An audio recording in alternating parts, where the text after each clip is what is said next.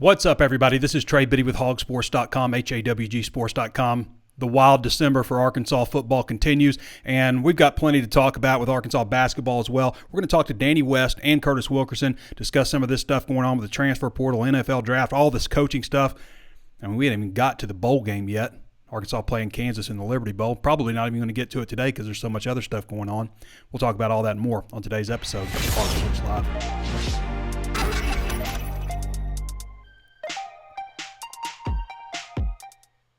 Hey, before we get started, I want to mention one more time we got our 50% off promotion going on today, and it's not just a 50% off deal, okay? It's so much more than that because not only do you get Hog Sports for 50% off if you sign up right now, you also get Paramount Plus for absolutely free, okay? This is an incredible deal. Just to break things down for you on how this works out, Hog Sports is 50% off. Paramount Plus is absolutely free. This is running through January 2nd, so you got a little bit of time, but I'd jump on now because there's so much stuff going on. So if you want to join the number one independent source on Arkansas sports and recruiting and get commercial-free Paramount Plus is $99.99 a year, so it's $100. Hog Sports is $107.40. So you get Hog Sports 50% off and Paramount Plus for free. That's $207.39 worth of services for $53.70 for the entire year. And in addition to that, as long as you remain subscribed to Hog Sports, 10 years down the road, as long as you remain subscribed to Hog Sports, you'll get Paramount Plus for free. As long as you're subscribed. So forever, if you want, you'll get a Paramount Plus for free, which is $100 a year. Pretty good deal. Breaks down to $448 a month, $103 a week, 15 cents a day. No promo code required. Just sign up at HawgSports.com and you'll get the deal. Kind of feels weird. There's no good way to transition. No good way to transition to what's going on with Mike Leach right now. I just want to say to Mike Leach, his family, I mean, it sounds bad right now, and certainly our condolences are with him and Mississippi State family, everybody that has been touched by Mike Leach. It is not a good situation right now, and there's no way to transition off of that either. So tough situation, and it really, with everything that's going on right now, with you know how it is with other fan bases and other teams and stuff, and it's the transfer portal and who can we take from them, and mocking other fan bases and stuff. It just really puts things in perspective of what's important, what's really important, and I don't know what else to say, but it's a tough deal.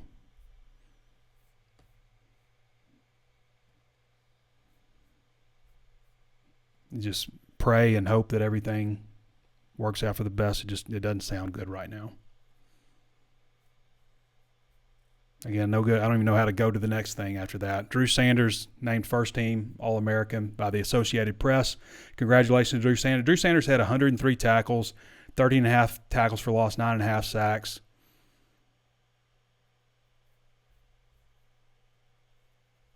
All-American. Congratulations. Back to Leach, I always just appreciated, him for being who he is, because there's so much in this day and age with college football where guys toe a line or they don't really say what's on their mind. They lie. Leach is not that guy. And that's one reason I always appreciated him. One reason I appreciate Sam Pittman. One reason I appreciated Brett Bielema also. Brett Bielema would get roasted for things he said. I'm just like, man, this is refreshing. And Mike Leach was always like that too. I went back yesterday and was just watching, some of his stuff about, just some of the outtakes of Mike Leach over the years from Texas Tech, Washington State, and of course Mississippi State. But just the one where he's talking about that was last freaking week. Talking about all the things. I couldn't dial up any of those plays last week. That was last week. That you didn't go 11-2. That was last year's team. You didn't make those plays. Michael Crabtree, that was one of my favorite speeches by Mike Leach. And then, there's so many other things. I can remember this year at the SEC teleconference when he said just one sentence answers to everything that he was asked. And then somebody asked him about the advantages of eloping over having a big wedding ceremony, and he went on for the whole rest of the segment. Or the SEC Media Days this year when he walked up to the podium and thanked everybody for I can't remember there was an applause or anything, but I can't remember what he thanked everybody for, and he said, "Any questions?" And every other coach had gone into, a long spiel right out of the gate, an introduction, and he just said, "Any questions?" right off the bat. So always march to the beat of a different drum. Doesn't sound good. Nick Smith named SEC Co-Freshman of the Week. Averaged 21.5 points per game this week. Scored 22 in his second career start on Tuesday. Arkansas beating Oklahoma 88-78. Nice showing for the Razorbacks, especially this second half. We'll talk to Curtis a little bit more about that. Arkansas dropped slightly in the latest AP Top 25 poll. I'm not sure why, especially after the win over Oklahoma, but they dropped to 10th. So still in the top 10. Other SEC schools included were Alabama, Tennessee, Kentucky, Mississippi State, and Auburn. Alabama's 4, Tennessee's 6, Kentucky's 13, 17 Mississippi State, and 19 Auburn. Strong league, as it has been for the last several years. On another side of things don't look good for Chris Beard right now. His lawyer released a statement. So Chris Beard was charged with third-degree felony assault. This is a Texas head basketball coach, number 2 Texas. Charged with third-degree felony assault on a family member, according to Travis County Jail.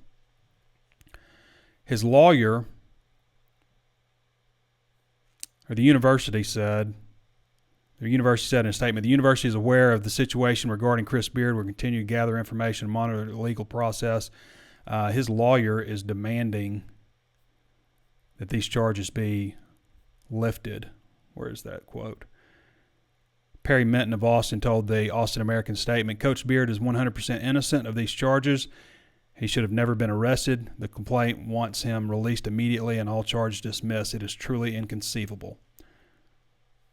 So we'll see what happens with all that, but doesn't sound good, obviously.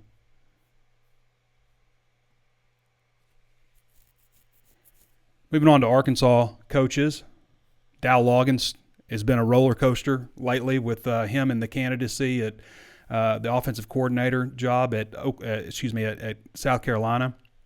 At one point last week, he just soared to the top of the list, and that's where he's going. And then it just kind of settled down. It's like, oh, it's not happening. Recruits kind of saying the same thing. It's not happening. And then I believe Saturday night, these last couple of weeks have been a blur, man.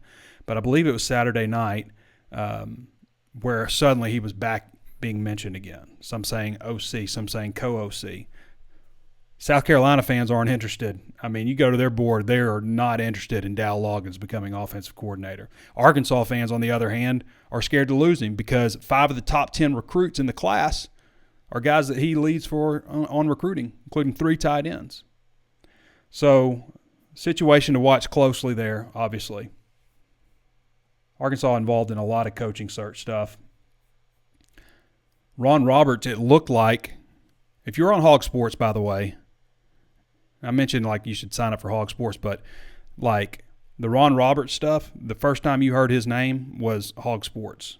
The first time you heard Barry Odom, UNLV, was Hog Sports. The first time you heard Ben Souders, strength and conditioning coach, Hog Sports. It wasn't like, oh, so-and-so's reporting, we better find out. Oh, okay, my sources are saying. No, the information materialized at Hog Sports. I'm not saying we break everything, but we break a lot. And if you're on Hog Sports, you've certainly been informed and ahead of the curve for everybody else. Something that always interests me, people always say, you can get this anywhere. That's what people say until they sign up. That's why we do these introductory prices, 50% off, throw in Paramount Plus for you, because our biggest problem is people thinking they can get the information that we provide elsewhere. Really, a lot of people are just getting the information from us.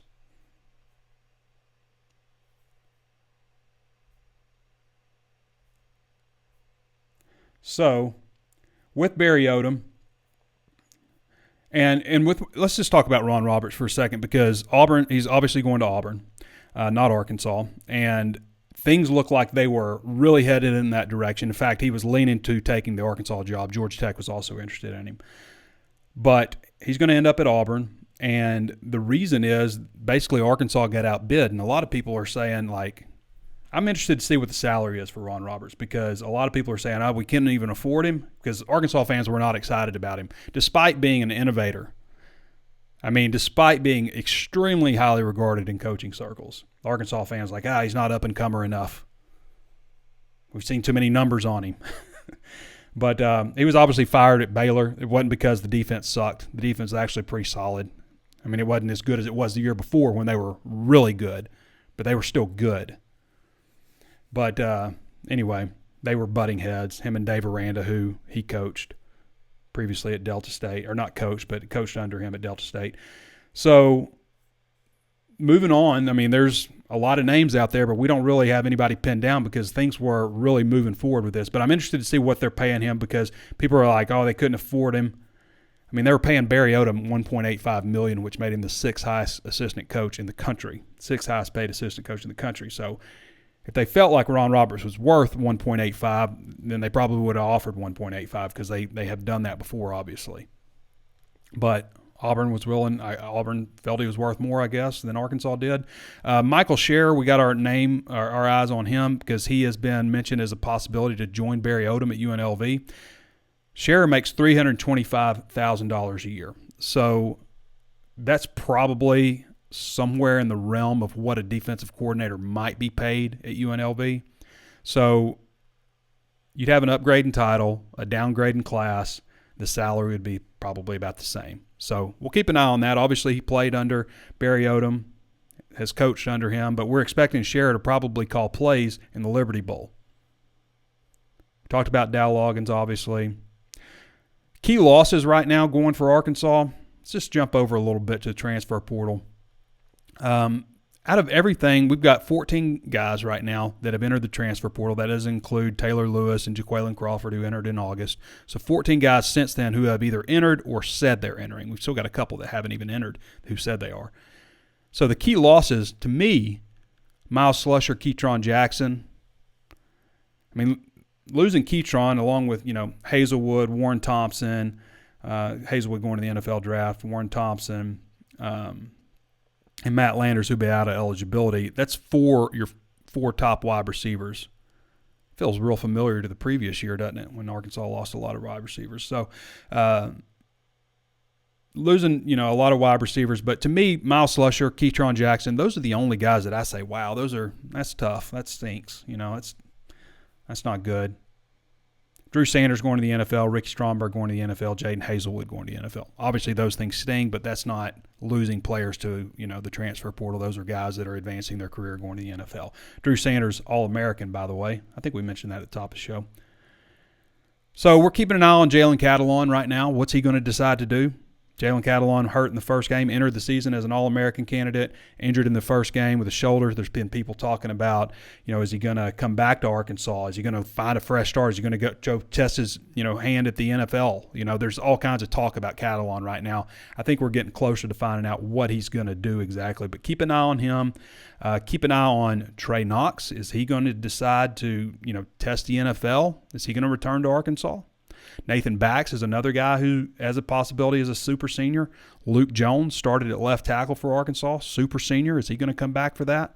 Zach Williams, Isaiah Nichols, Terry Hampton, Ladarius Bishop, Simeon Blair, Trent Gordon. Are those guys coming back? All have the opportunity to be super seniors. And Dwight McGlothern is another guy that people have talked about as a possibility to go to the NFL. He hasn't announced that yet, so that kind of makes me think maybe Dwight's coming back, plus some things I've heard behind the scenes.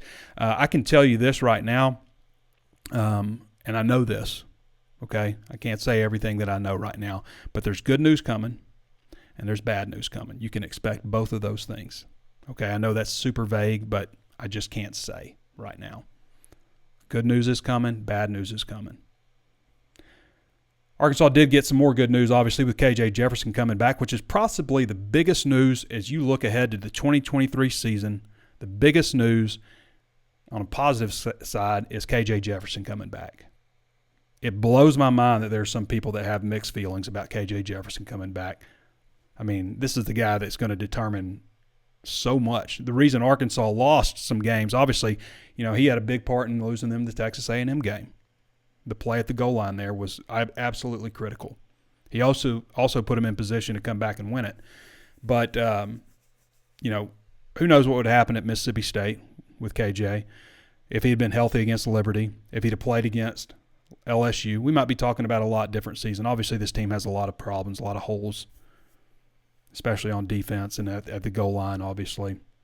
But getting KJ Jefferson's back is good. And also, Jordan Dominic is pretty solid news. How hard is it to find quality edge rushers in this country?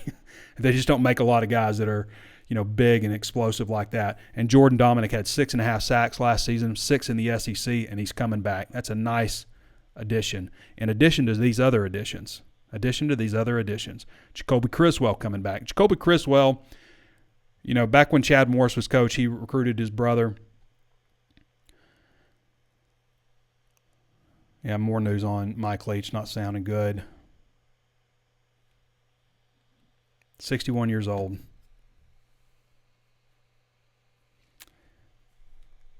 Other new additions. For Arkansas, Jacoby Criswell. Criswell was at Morrilton, obviously, 4-star recruit.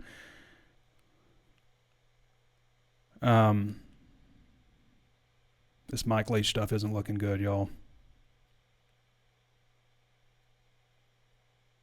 Try to get through the rest of this here. Jacoby Criswell, 4-star recruit out of Morrilton, was recruited under Chad. They didn't really recruit under Chad Morris because he's recruiting his son, and ended up going to North Carolina, where obviously they did recruit him heavily. Sam Pittman tried to come in and flip him, but we kept our eye on Jacoby for a while now, just to see what's happening over there, because we always knew there was a possibility if things didn't work out at North Carolina, maybe he'd come back home.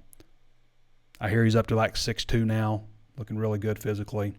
This really shores up the quarterback room because you got Malachi Singleton coming in, which is huge. Nice-looking recruit, 4-star prospect out of Georgia. You got KJ coming back, and now you can add, I don't know if you call him a buffer guy. I don't think that's fair to Jacoby, but a guy who can sit behind KJ for a year and then challenge for the starting job next year.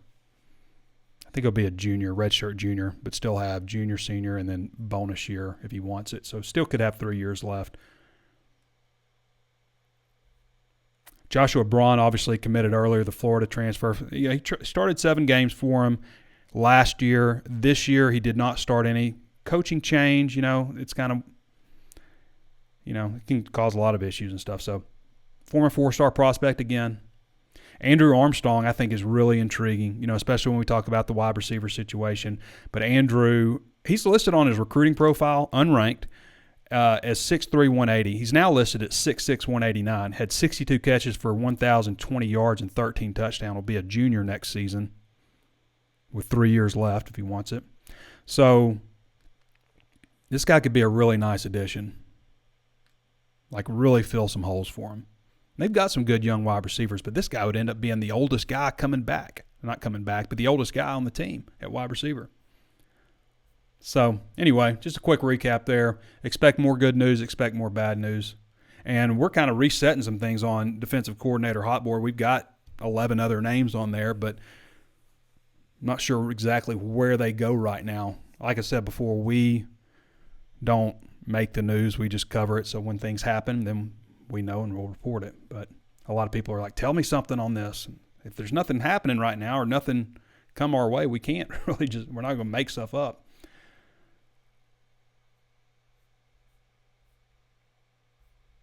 Okay, so right now in the transfer portal, you've got Zach Zymas. I don't know if we mentioned that on the last show. I think that was since then. Zach Zymas, Keywan Parker, I should say the positions. Safety, Zach Zymas. Cornerback, Keywan Parker. Wide receiver, Keytron Jackson. Defensive end, Eric Thomas Jr. Nickelback, Ja'Cory Turner. Tight end, Aaron Outley. Quarterback, Malik Hornsby. Defensive back, Miles Slusher. Running back, James Joyner. Wide receiver, Warren Thompson. Wide receiver, DB, Chase Lowry. Running back, Javion Hunt. Wide receiver, Quaylen Crawford back on August 25th. Defensive lineman, Taylor Lewis back on August 20th. punter Reed Bauer, which I don't have him in the portal just yet. I have him announcing but not in the portal. Kari Johnson, I have him not in the portal either, but announcing. And then you've got Drew Sanders, Ricky Stromberg, Jaden Hazelwood going to the NFL, KJ Jefferson, Jordan Dominic coming back. And then, of course, earlier, I guess maybe in August, you had Marco Avant and Dax Courtney, which both those guys medically retired from football.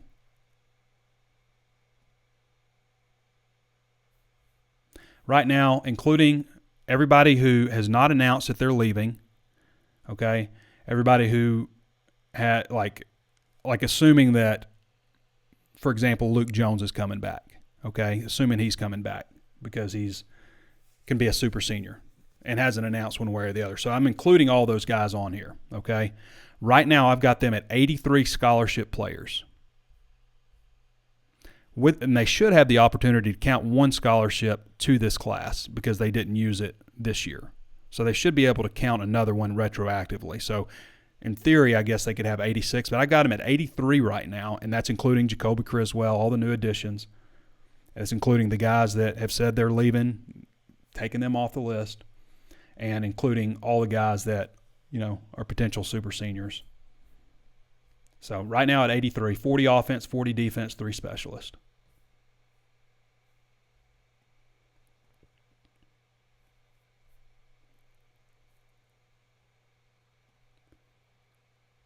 Okay, let's shoot over to Danny West. Those of you who don't follow Danny West, you can follow him at Danny West 24/7 on Twitter. Dude does a phenomenal job covering the Razorbacks, and this is a busy, busy month for Danny with just all the transfer portal stuff, recruiting. Had a big visit weekend just recently. Danny, how you doing, man? What's up, man? I'm doing okay. I think we're all a little bit heavy-hearted for Coach Leach today. Yeah. But thoughts and prayers go out to him and his family. But other than that, I'm doing okay. Yeah. It's a tough situation, Danny. So it's impossible to transition off that. I've mentioned him several times, and I'm just like, how do I go talking about recruiting and stuff, Yeah. But that's what the show is, so we're going to move on. That's it. And talk a little bit of recruiting. But Andrew Armstrong committed out of the weekend. They really needed some help at wide receiver. They've got some promising young guys, but this is a guy that caught over 60 passes for over 1,000 yards and like 15 touchdowns or something last year. Had a lot of options out there also out of the transfer portal. What do you know about this guy, and why is he just a late bloomer that ended up at Texas A&M Commerce? Yeah, I think so. Obviously he didn't have much to speak of his first few years there. I think he redshirted in 19. Then they canceled their season altogether in 20 due to COVID. Back in 21, had a fairly decent season, and then suddenly, just out of nowhere, he goes over 1,000, like 13 touchdowns, just bam. So he quickly becomes, as you mentioned there, that offer list was something else, man. You can judge a transfer portal guy by that offer list a lot of times. Sometimes you can't, people are going to miss too, but man, this one was outstanding. I think Arkansas did a really good job of getting in there early. They were like the 16th announced offer on his Twitter. I mean, like 16th or 17th, I want to say.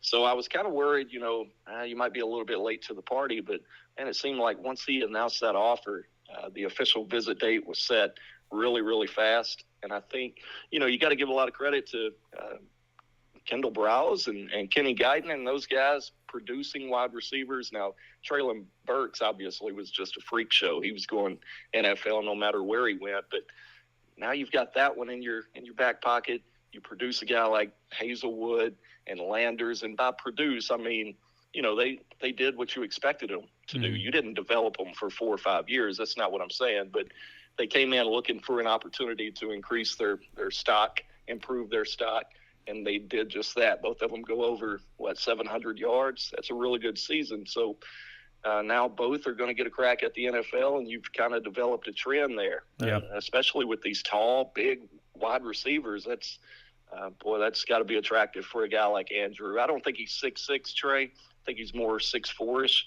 but he's plenty big. Yeah. So a really good kid too. I want to say he's been a lot of fun, been really helpful to us, and And I wish him the best. I think he's probably going to be a guy that jumps in there and without a hitch, just probably takes a starting job. That's kind of the view I've got for him. But really, really good pickup there, as well as obviously Jacoby. I'm sure you mentioned already. Was about to talk to you about Jacoby. Yeah, we can transition into Jacoby a little bit. He's another guy, man.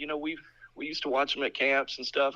Not a huge guy. He's a little bit on the shorter side coming out of high school. I'd say probably 6 foot, 6.5 maybe. Don't know what you recall, but shows up this weekend, man. I'm giving him a legit 6'2". He's slimmed down. He's 208. I mean, he really looks good. He looks like a guy that has spent the last 3 years in a Power 5 weight room, if that makes sense. So that was the first thing I noticed. And then, you think about what he means right now, that quarterback room being what it has been in terms of scholarship players.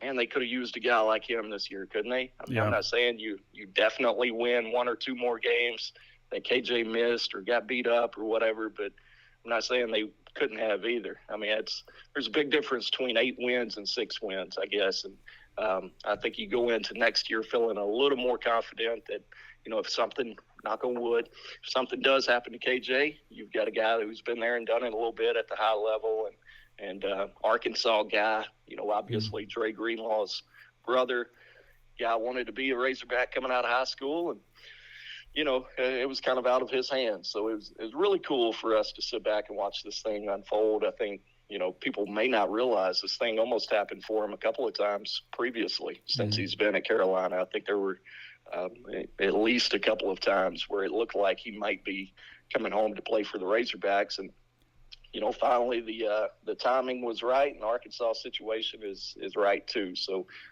really, really good pickup there. The trend so far, Trey, is veteran guys. Yeah. We've seen that over the last few years. Now, they don't all have to have 36 career starts. That's not what I mean. But for the most part, you don't see them bringing in a whole lot of redshirt freshmen, sophomores who haven't played a whole lot. They like a pretty good sample size, I think. Yeah, I think it's good to not just so much go off star rankings and stuff out of high school, although that factors in. This guy was obviously well regarded if they haven't played a lot, but guys that have absolutely produced is certainly notable. And Jacoby's got in a little bit of action, and obviously Armstrong's produced a lot, and Braun has 7 starts under his belt last year. Dan, do you know who leads the country right now in transfer portal commitments? Is it the Razorbacks at 3? It's the Razorbacks with 3.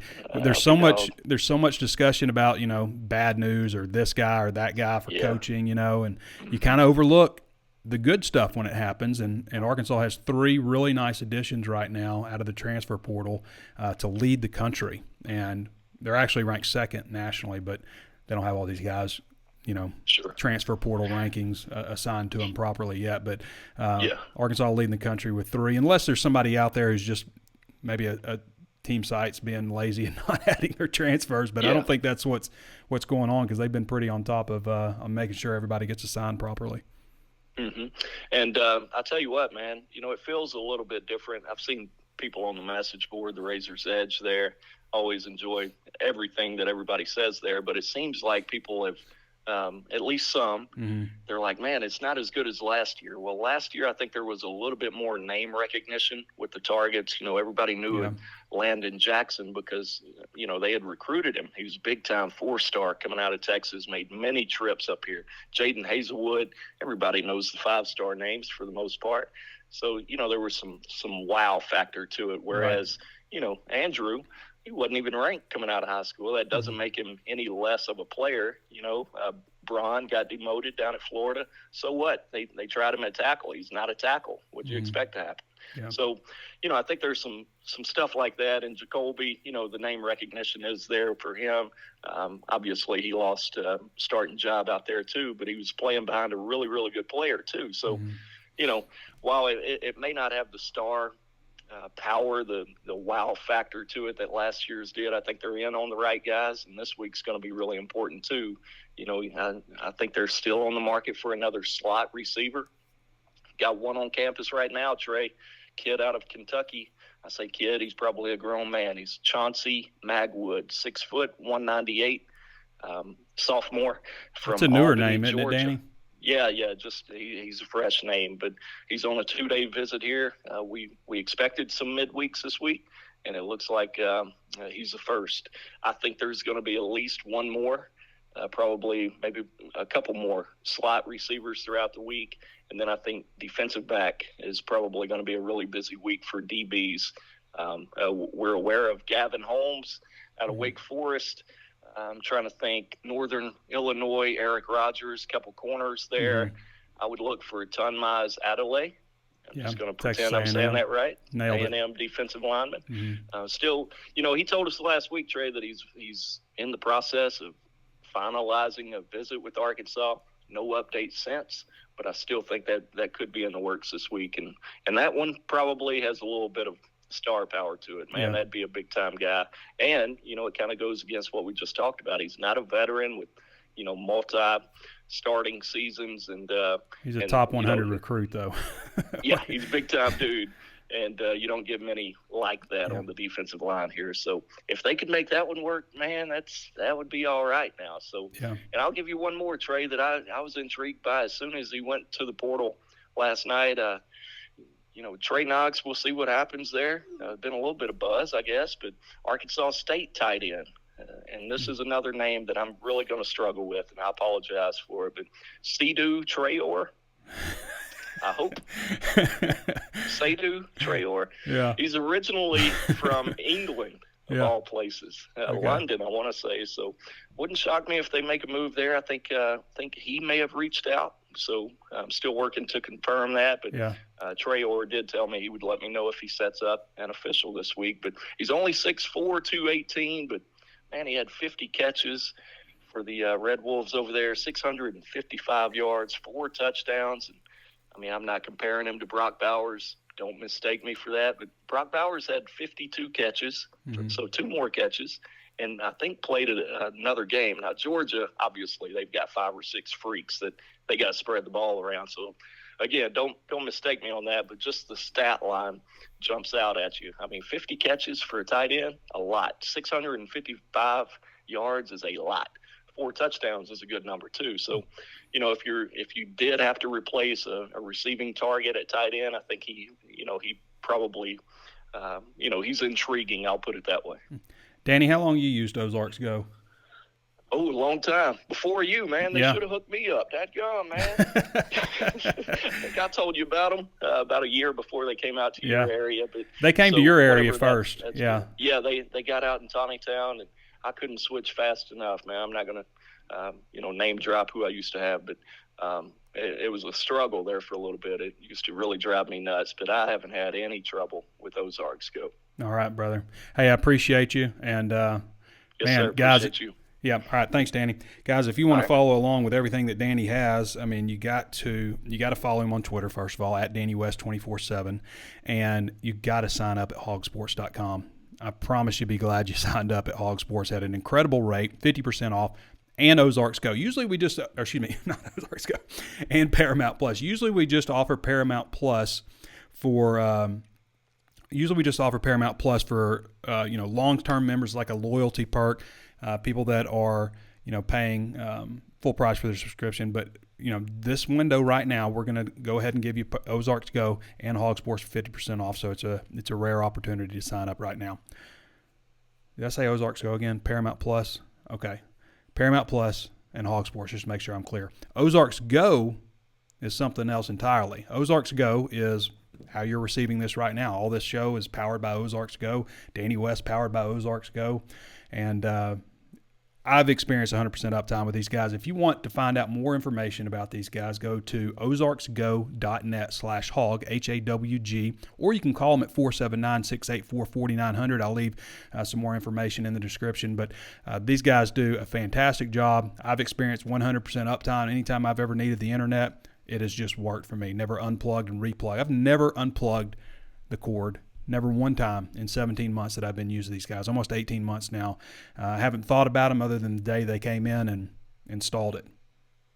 I've never had to call anybody. But if you ever do have to call them, then you can rest assured that you will probably talk to one of your neighbors. You may end up talking to them about the Razorbacks. It'll be somebody around here. Think north of the tunnel in northwest Arkansas or northeast Oklahoma. If you get an Ozarks electric bill, then you probably get these guys too. They offer a gigabit, which is 1,000 megabits up and down, and 100 megabits per second, which is also plenty fast for most people.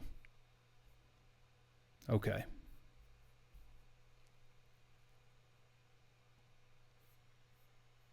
Where do we want to go? We need to talk to Curtis because basketball team's rolling. All right, so let's get to Curtis Wilkerson now. For those of you who don't follow Curtis, you can follow him at @KurtWilkerson_. He's the Hog Sports senior analyst. He'll be in Little Rock next weekend covering basketball. He was in Tulsa this weekend, and we're a little bit late getting to him. Curtis, how you doing? I'm doing good. How are you? I'm doing great, man. So, Curtis, you were at the BOK Center this weekend, watched Arkansas and Oklahoma. And, obviously it's a devastating blow losing Trevon Brazile. But Arkansas's got a lot of talent and a lot of depth. Yeah, they really, really do. And I think that's what kind of shined. And really, man, that outcome, I just feel like it's what Arkansas needed. It's – like you said, it's tough to lose a guy like Brazile. He's such a unique talent. The way he was blowing up, he was really on his way to a special season, and you hate to see that. And, the team was upset about it, as they should be. All the fans were upset about it, as they should be. And it's easy in those moments to forget, Arkansas still has 3, maybe 4 draft picks on this team without him. So, to see those guys bounce back the way they did, I was really impressed by it. Ricky Council and Nick Smith Jr., in terms of scoring combinations in the backcourt, man, I can't really think of one better in the SEC. Those two guys, when they're rolling together, they're so dynamic, and they do it in different ways. So when they're playing well off of each other, that's going to be a tough combination to stop. And, I know Ricky had a tough game earlier in the week, and you were wondering, how long is it going to take them to adjust and adapt, to working together, because they're both alpha scorers. But I think we saw what it could be on Saturday, so that's really encouraging for the Razorbacks. And then obviously, Anthony Black is a guy, he doesn't have to score, he can, but, he just impacts the game in so many other ways. And he's kind of the guy that, he's the engine that drives this thing in terms of, getting everybody to the right spots and distributing and keeping everyone involved. And that's such an important part of the process too. So, what really stood out to me about Arkansas in this game against Oklahoma is, one, they were the better team. And I thought maybe they were last year, but they didn't play like it. And they did play like it in this game. So really good. The backcourt, I think, is still elite for Arkansas. And, like you said, they're deep. They've got a lot of different options and a lot of pieces in that front court. You just got to find the right guys to step up. And, Mekhi Mitchell has really done that. He's looked great as of late. Kamani Johnson's been giving him a boost. And, you still got some other guys there. And, Mikal Mitchell that we haven't seen much from yet. Jalen Graham has flashed. It hasn't been consistent. So, it's tough to lose a guy like Brazile, but it does open the door for others. And like you said, man, they're talented. So we'll see who kind of steps up and fills the void. Do we need to be worried about Nick Smith? Because he came out of the game with like 4 minutes left and didn't return. Yeah, I don't know. He looked fine to me, over on the sideline. And I think maybe whatever happened there scared him. I think that was kind of the initial reaction I got when I saw it happen. Mm-hmm. He looked like it just freaked him out. I don't know if he tweaked something or felt something, who knows. But, he kind of went off into the tunnel there. But he was jogging back and forth. He was moving around fine. There at the end of the game, he was just kind of hanging out with the trainer at the end of the bench, talking to him. And he was in good spirits. He wasn't wrapped up or anything like that. I kind of feel like, Arkansas is probably looking at it saying, hey, we got a double-digit lead here, 4 minutes left in the game. Why risk anything if we don't have to, right, kind of deal. But he kind of struck me as a guy that could go back in. I don't know that for sure. But, and then after the game, Musselman, like he said, he went into the locker room and there wasn't any alarm. And I'm sure that, the trainers and team docs or whoever checked him out. But, he was on Twitter saying, well, oh, we lost Curtis. We lost Curtis, guys. Let me get him back here. Phone just dropped out. Hey, Curtis. You didn't like my answer? You Sorry. hung up on me? Yeah, I didn't like that. It kind of reminded me, though, like when Traylon Burks like took a first shot on his knee as a freshman and was grabbing his knee and was rolling around, and we were all like, oh my gosh, but he was just, kind of concerned about it. Yeah, that's kind of how I felt. It's obviously, they were being so cautious with it early in the season. And so I'm sure anything you feel there, soreness, even if there's a little swelling or, anything like that, it's probably something that's kind of in the back of his mind. I wouldn't blame him if he felt that way. But, he looked okay. Musk said after the game that he didn't sense any alarm. And, he's been all over Twitter and Instagram, everything Nick has the last couple of days here. And certainly is coming across as a guy that's okay and looking forward to playing this weekend. And, we hope that's the case. I imagine we won't get Musk for a presser until probably, Thursday or so, and I'm sure we'll get an update then. Okay. What do you know about, is it Bradley they're playing? Bradley and Little Rock, North Little Rock, I mean? Yeah, Bradley. I mean, honestly, it doesn't matter who comes into North Little Rock for those games. They're always I just don't know what's going on in that place. It's so crazy. Well, it's even good nobody gets to watch it unless they're there live. Yeah, seriously. It seems like maybe that's a blessing in disguise that those games are never actually televised or streamed. But, Bradley's a pretty good team. Honestly, they're 7-3 on the year. They haven't been, overly challenged in their wins. They played Auburn. I think they lost to them by about 19. But they've won 4 in a row. They're top 100 team at KenPom. The last time I checked, I think they were top 80 or so in the net rankings. So, assuming that's a neutral site game as of right now, it'll be a quad 2 game there for Arkansas for the resume. And Arkansas doesn't have a quad 1 win right now because the teams in Maui, Oklahoma, they're not holding up their end of the bargain. So.